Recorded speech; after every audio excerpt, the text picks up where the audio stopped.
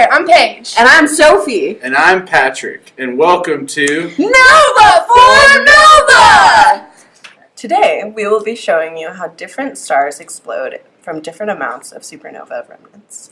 Each of us will take a certain amount of mass from one supernova remnant and create a whole new star with it. the star with the biggest explosion wins. I will be demonstrating what happens when a star like our sun dies. My star will have a mass about 6.5 solar masses. And my star will have a whopping 10 solar masses. But first, in order to make our own stars, we will need to explode a current existing star. Let's watch. Yeah, let's go blow it up.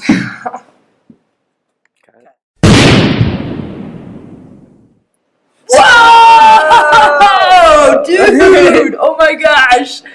Alright, okay. Let's each take our respective piles according to our appropriate solar masses. And we'll each meet back here when we're done creating our stars. I can't wait to blow this up. Alright, so I started off with a cold molecular cloud from our supernova remnant with enough mass to make a star about the same mass as our sun. Over a span of about 15 million years, this cloud is slowly drawn together by gravity and it condenses.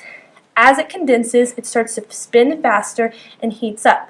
Now, why does it do this? It's because as the radius decreases, the velocity increases. And because things are more tightly packed together now and are moving faster, there are more collisions happening. This is called the law of conservation of momentum. Once the cloud is condensed enough, the internal temperature will be hot enough that fusion will start and the star will officially be alive. It will burn through its hydrogen and helium resources for about 10 billion years. When the star is finally about to die, it will burn through its supply of hydrogen in the core, causing the core to shrink due to the lack of fuel. It then moves on to the first shell surrounding the core and burns through that supply of hydrogen as well. As it shrinks, the core heats up more and more and becomes hot enough for the helium fusion.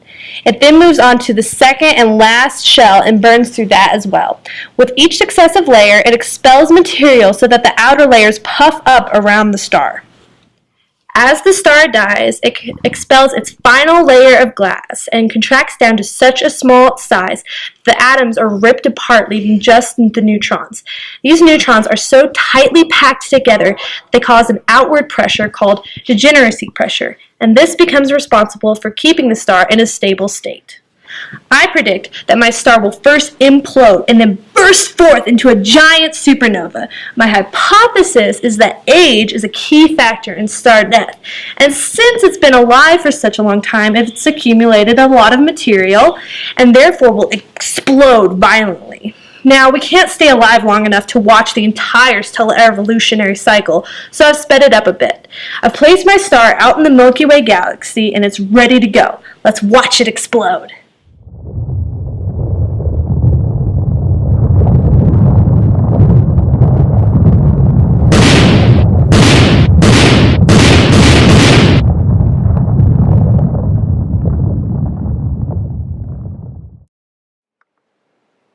That's it. That wasn't a very good explosion. Alright, calm down. He was just a little guy. I guess my hypothesis was wrong. Age is not a key factor in star death. Alright, Soph, let's see what you've got. Bring it. Very well. My star is sure to produce a sweet explosion. Here we have a neutron star. The neutron star begins forming in the remnant of other stars, supernova.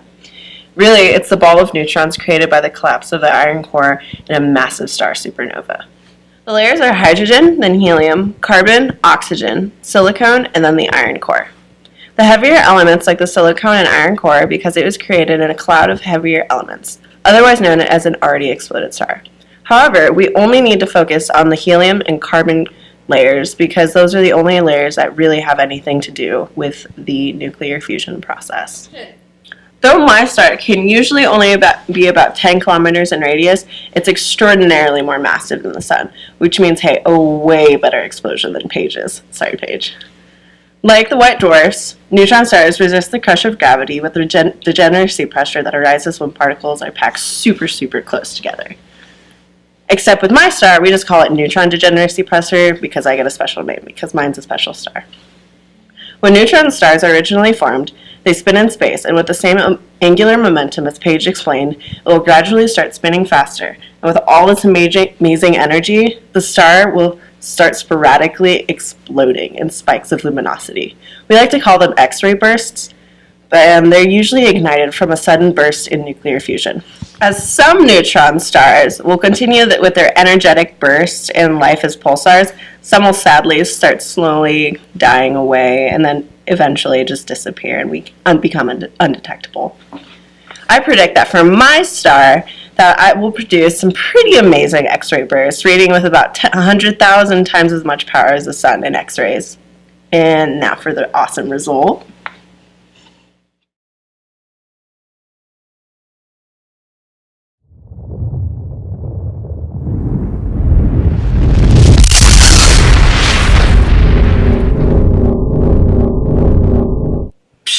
All right, not bad. Explosions! All right, calm yourself.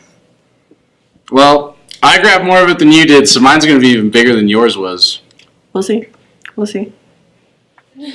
Well, I grabbed the most interstellar dust, so mine will be massive. Much like Sophia's star, mine will burn extremely fast through a list of elements from helium all the way up through iron. Okay. Unlike Sophia and Paige, my star has more mass since I grabbed more dust. So more mass means more energy, therefore my star is going through its reactions faster. But it still has the same shells as Sophia's star.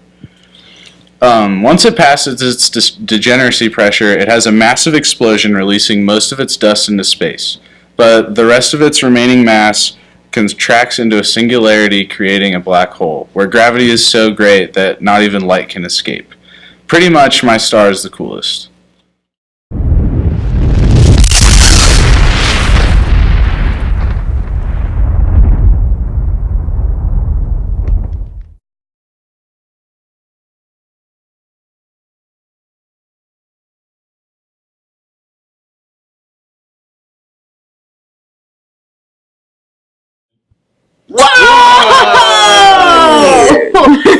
Pat, that was amazing! Oh my gosh. Whatever, I guess yours was bigger. What can I say? I'm the best. I guess we know who won. Congratulations, Patrick. So now we see that the main factor in determining a star's death is its mass. The more violent the death means the more massive the star. Which means that in the star with the greatest amount of mass, gravity is strong enough to overcome the degeneracy pressure, which is why I won. This causes a hole in space-time during the aftermath of the explosion. Or alternatively, the gravity degeneracy pressure balance will be just so that the star will supernova and collapse into a possibly spinning ball of tightly packed neutrons with almost no space between them, like my neutron star. Or for those stars like my star, which dies and becomes a white dwarf, the degeneracy pressure gravity balance will be just enough so that it maintains its stability throughout its life. After its last nova, it will collapse and then slowly grow cold and die out and stop giving off light. Alright guys, well thanks for watching and tune in next time here on Nova